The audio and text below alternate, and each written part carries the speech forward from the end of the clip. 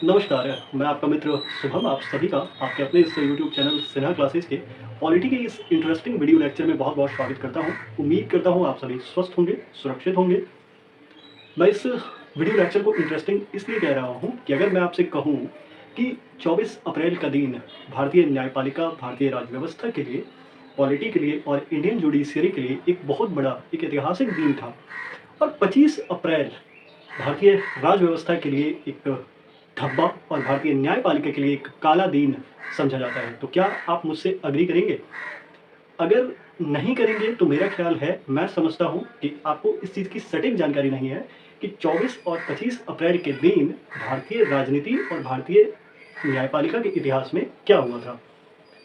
आज इन सभी बातों को मैं अपने इस वीडियो लेक्चर में क्लियर करूँगा और साथ ही जो ये वीडियो लेक्चर है इसका संबंध कहीं ना कहीं लेजिस्लेचर, एग्जीक्यूटिव और जुडिशरी तीनों से होगा। तो इसके मद्देनज़र भी ये वीडियो लेक्चर खास हो जाता है। तो आइए स्टार्ट करते हैं। अगर आपने इस वीडियो लेक्चर को देखना शुरू कर दिया है तो अगर आप हेडफोन, ब्लूटूथ कुछ भी यूज़ करते हैं तो ज़रूर करें, क्योंकि जितना स्पष्ट आप सुनेंगे उतना ही स्पष्ट आप समझ भी पाएंगे। सबसे पहले मैं आपको बताऊं कि ये जो तिथि मैं कह रहा हूँ 24 अप्रैल और 25 अप्रैल, इस दिन जो घटना हुई थी वो घटना साल 1973 की है, 1973। ये ध्यान रखिएगा। और 1973 साल 1973 के 24 अप्रैल और 25 अप्रैल को ये घटना हुई थी।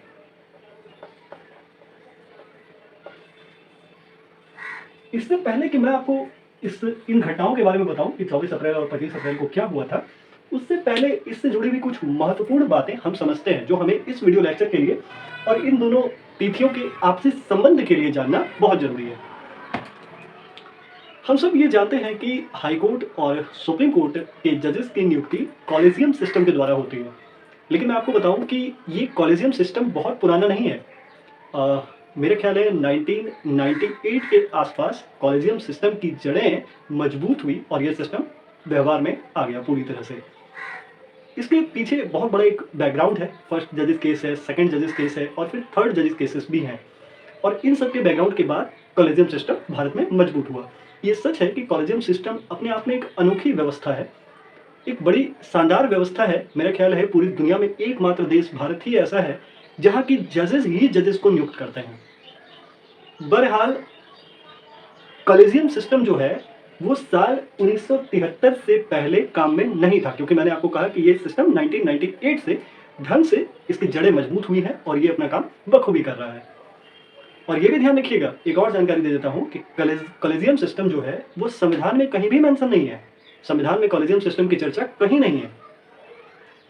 तो साल 1973 से पहले जजेस की नियुक्ति और खासकर माननीय उच्चतम न्यायालय के चीफ जस्टिस, मुख्य न्यायाधीश की नियुक्ति कैसे होती थी, इस बारे में आपको थोड़ी सी जानकारी इस वक्त लेनी जरूरी है। तो मैं आपको बताऊं कि आजाद भारत के प्रथम प्रधानमंत्री पंडित जवाहरलाल नेहरू के समय से एक परंपरा थी कि जो उच्चतम न्यायालय के सीनियर मोस्ट जज हुआ करते थे उन्हें ही चीफ जस्टिस नियुक्त किया जाता था। और नेहरू जी के कार्यकाल में ये परंपरा खूब फली फूली और एकदम परंपरा की जो मर्यादा थी उसके अनुसार ही काम हुए। केवल एक बार इस परंपरा का उल्लंघन हुआ था नेहरू जी के कार्यकाल में, अगर मैं कहूं तो, और वो था 1964 में, जब जफर इमाम की सीनियोरिटी का उल्लंघन करते हुए गजेंद्र गढ़कर साहब को चीफ जस्टिस नियुक्त किया गया था। लेकिन ये ध्यान रखिएगा कि इसका संबंध इस 24 और 25 अप्रैल की घटना से नहीं है।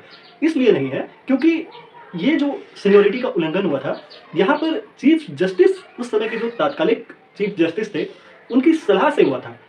हुआ ये था कि जो जफर इमाम साहब थे वो शारीरिक समस्याओं से काफ़ी परेशान थे और उस समय के तात्कालिक सीजेआई ने ही यह सलाह दिया था कि जफर इमाम साहब सीजेआई के कार्यभार को संभालने के लिए, उतना बर्डन संभालने के लिए शायद तैयार नहीं है और इसलिए वो इस अवस्था में नहीं है कि वो इस बर्डन को संभाल सकें और इसलिए उनकी सीनियोरिटी का उल्लंघन हुआ था। लेकिन ये ध्यान रखिएगा कि हुआ था 1964 में। तो जो सीनियर मोस्ट जज हुआ करते थे उन्हें ही चीफ जस्टिस नियुक्त किया जाता था। लेकिन इस सीनियोरिटी की परंपरा का घोर उल्लंघन हुआ था ईयर 1973 में, और जिस दिन इस परंपरा का उल्लंघन हुआ था मैं आपको अभी बताऊंगा, वो दिन भारतीय न्यायपालिका के लिए एक काला दिन और इंडियन पॉलिटी के लिए, भारतीय राज व्यवस्था के लिए एक धब्बा माना जाता है। एक और अतिरिक्त जानकारी जो आपको जाननी चाहिए, इन 1973 में, ध्यान रखिएगा मैं आगे बोर्ड पर लिखूंगा भी और चर्चा भी करूंगा इस बारे में थोड़ी सी, भारतीय उच्चतम न्यायालय में यानी सुप्रीम कोर्ट ऑफ इंडिया में 1973 के चीफ जस्टिस एस.एन. सीकरी साहब थे, ये ध्यान रखिएगा। और इस समय भारत की प्रधानमंत्री, अब तक की एकमात्र महिला प्रधानमंत्री इंदिरा गांधी जी थी। और आपको ध्यान होगा कि अगर आप पॉलिटी की पढ़ाई करते हैं तो कि इंदिरा गांधी जी ने अपने शासनकाल में संशोधनों की लड़ी लगा दी थी। जो अमेंडमेंट ऑफ द कॉन्स्टिट्यूशन होता है, यानी संविधान में संशोधन करना, जो कई बार समय समय पर जरूरत के हिसाब से, जैसे समाज की, देश की जरूरत होती है, उस हिसाब से जो संशोधन किया जाता है, उस संशोधनों की लड़ी लगा दी गई थी इंदिरा गांधी के शासनकाल में। ये जानकारियां आपको इस वीडियो लेक्चर में अभी रख लेनी जरूरी है। अब इस वीडियो लेक्चर के एक महत्वपूर्ण भाग को हम लोग समझते हैं, और वो ये समझते हैं कि 24 अप्रैल की तिथि को क्या हुआ था। दरअसल 24 अप्रैल 1973 को मेरे ख्याल है भारतीय न्यायपालिका की अब तक की सबसे बड़ी संवैधानिक पीठ, लार्जेस्ट कॉन्स्टिट्यूशनल बेंच का फैसला आया था। और वो केस था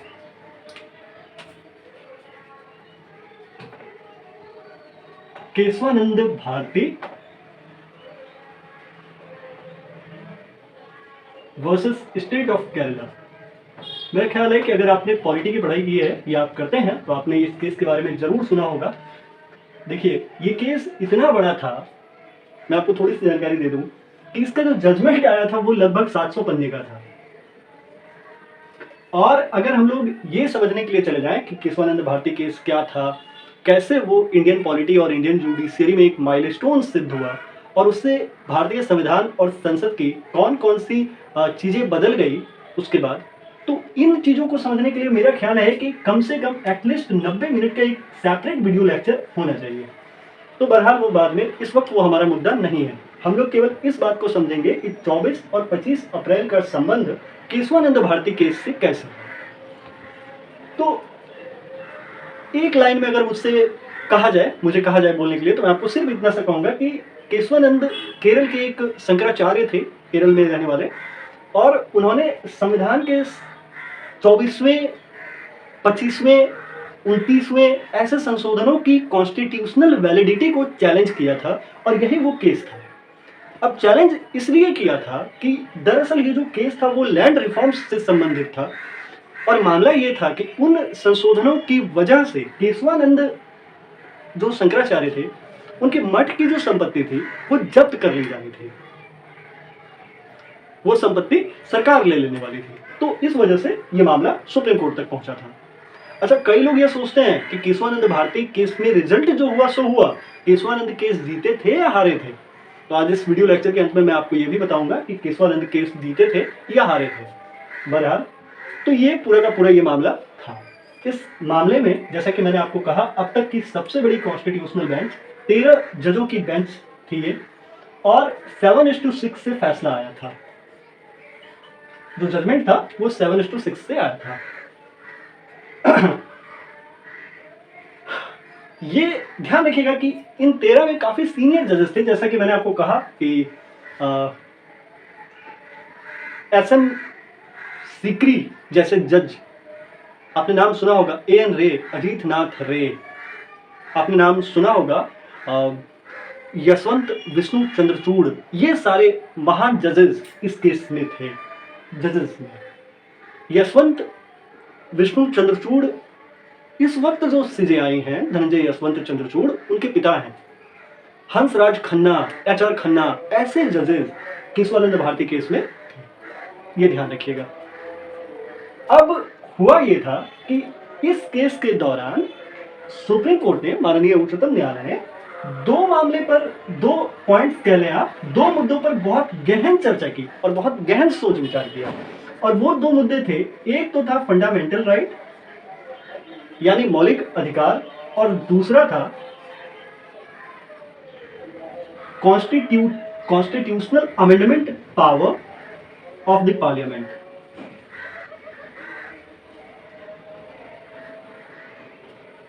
या आप ऐसे कह लें कि the powers of the parliament to amend the constitution, संविधान में संशोधन करने की संसद की जो शक्ति है, इन दोनों पर बहुत गहराई से इस केस में विचार किया गया। संविधान में संशोधन करने की शक्ति संसद को आर्टिकल 368 से मिलती है।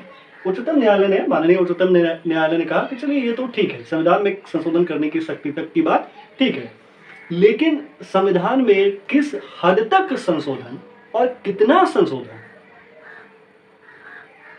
मतलब किस हद तक और उस हद में जाकर कितना संशोधन किया जा सकता है, ये एक बड़ा मुद्दा था। तो यहां पर जो माननीय उच्चतम न्यायालय है, उन्होंने आपने एक नया टर्म सुना होगा, इस केस से ही वो आया था वो टर्म, और वो टर्म था basic structure. Kesavananda Bharati case से ही ये टर्म निकल कर आया था। आप कई जगह ऐसा लिखा हुआ देखे होंगे, the doctrine of basic structure, यानी संविधान का मूल ढांचा। देखिए, ऐसे तो केशवानंद भारती में कई बातें सुप्रीम कोर्ट ने कही। मैंने आपको कहा कि ये केस ही बहुत बड़ा था, तो हम लोग बहुत ज्यादा चर्चा नहीं करेंगे उन सब बातों का, केवल उन बातों का चर्चा करेंगे जो यहाँ पर इस वीडियो लेक्चर में रेलेवेंट है। ऐसा है कि बेसिक स्ट्रक्चर, मूल ढांचे के बारे में माननीय उच्चतम न्यायालय ने कहा कि संसद संविधान में संशोधन कर सकती है, लेकिन ये ध्यान रखना है कि कोई भी सरकार संविधान से ऊपर नहीं है, और संविधान के उस भाग में संशोधन कोई भी सरकार नहीं कर सकती, या अगर मैं साफ कहूं तो संसद नहीं कर सकती, जो भाग की संविधान के मूल ढांचे को प्रभावित करता हो। ये ध्यान रखिएगा। अब सारे लोग वहां हक्का बक्का रह गए कि ये मूल ढांचा है क्या भाई। तो इस पर माननीय उच्चतम न्यायालय ने कहा कि ऐसा नहीं है कि एक बार कॉन्स्टिट्यूशन खोला और वहां बताते चले कि ये मूल ढांचा है, ये मूल ढांचा है, ऐसा नहीं है।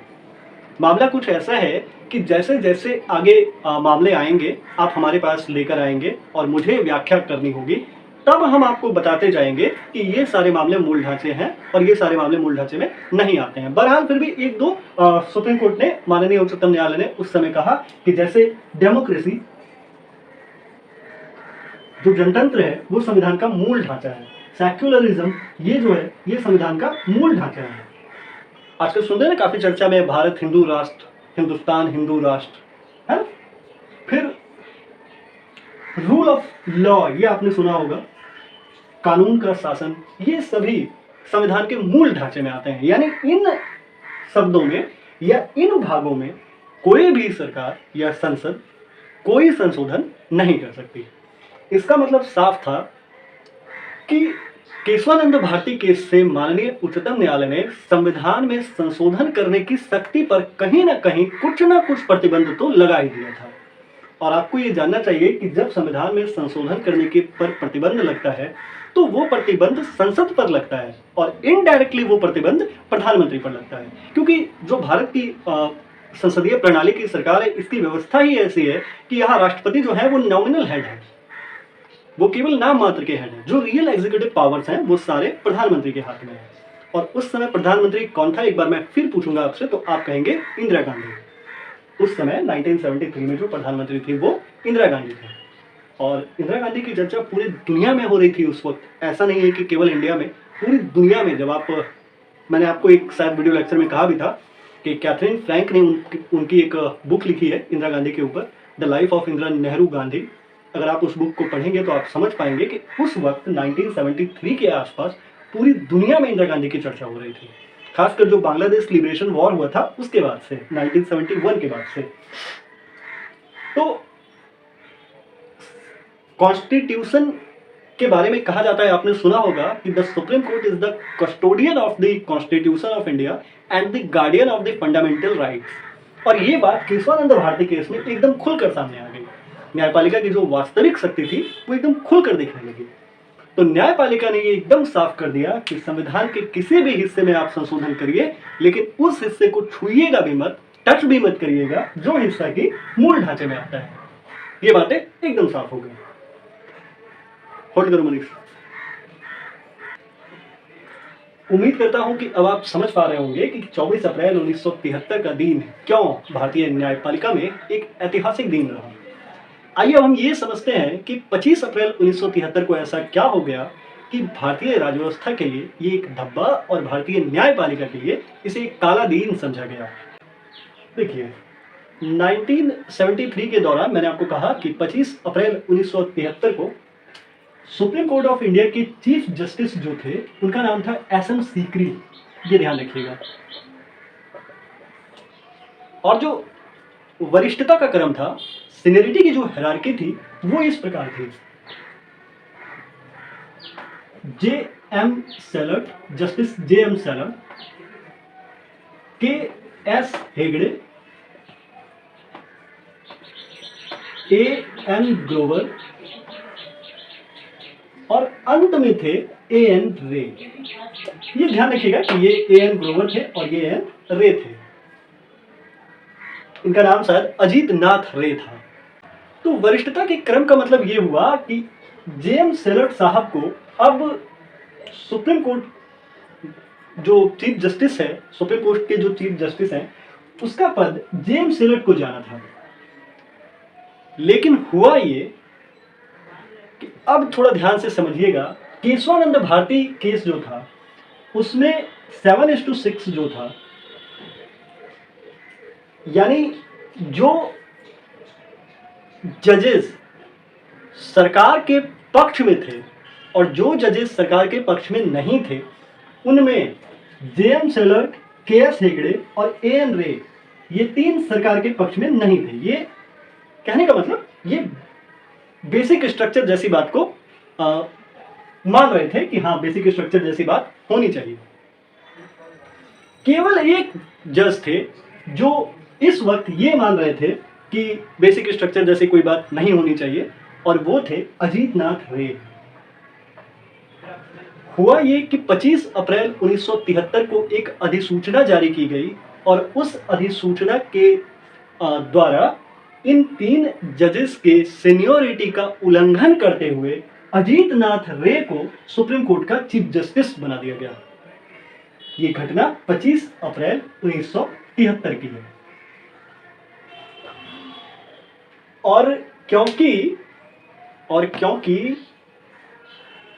एक केवल एक नहीं, तीन न्यायाधीशों की सीनियरिटी का उल्लंघन हुआ। ऐसा भी नहीं हुआ कि जे एम सेलट को ना बनाकर के एस हेगड़े को बना दिया गया, ऐसा नहीं हुआ, बल्कि तीन जजेस को ना बनाकर सीनियरिटी का उल्लंघन करते हुए अजीत नाथ रे को बना दिया गया। और परिणाम स्वरूप इन तीनों जजेस ने इस्तीफा दे दिया, त्यागपत्र दे दिया अपने पद की गरिमा को बचाते हुए। और यही कारण है, केवल इतना ही कारण है कि 24 अप्रैल 1973 को जहां एक और न्यायपालिका की जीत हुई थी, जहां एक और न्यायपालिका की मजबूती का प्रमाण मिला था, जहां एक और ये पता चला था कि न्यायपालिका संविधान के रक्षक के रूप में और मौलिक अधिकारों के रक्षक के रूप में है, वहीं दूसरी ओर यह देखा गया कि न्यायपालिका का ही राजनीतिकरण हो गया, न्यायपालिका के साथ ही राजनीति कर दी गई। तो ऐसा नहीं है, एक बात और आपका जानना जरूरी है कि ऐसा नहीं है कि सीनियरिटी का उल्लंघन ये अंतिम बार था। इसके बाद भी सीनियरिटी का उल्लंघन किया गया। 24 अप्रैल को जो जजेस बेसिक स्ट्रक्चर का समर्थन कर रहे थे, कह रहे थे कि नहीं बेसिक स्ट्रक्चर होना चाहिए, उनकी सीनियरिटी का उल्लंघन होते हुए उस जज को चीफ जस्टिस बनाया गया, जो जज बेसिक स्ट्रक्चर जैसी किसी बात को नकार रहे थे। और यही कारण है कि 24 अप्रैल भारतीय राज्य व्यवस्था में और भारतीय न्यायपालिका में एक बड़ी तिथि है, एक ऐतिहासिक दिन है। और 25 अप्रैल 1973 भारतीय राज्य व्यवस्था के लिए एक धब्बा और भारतीय न्यायपालिका के लिए एक काला दिन है। सिन्हा क्लासेस के एक अगले वीडियो लेक्चर में आपसे फिर मुलाकात होगी। स्वस्थ रहें, सुरक्षित रहें। जय हिंद।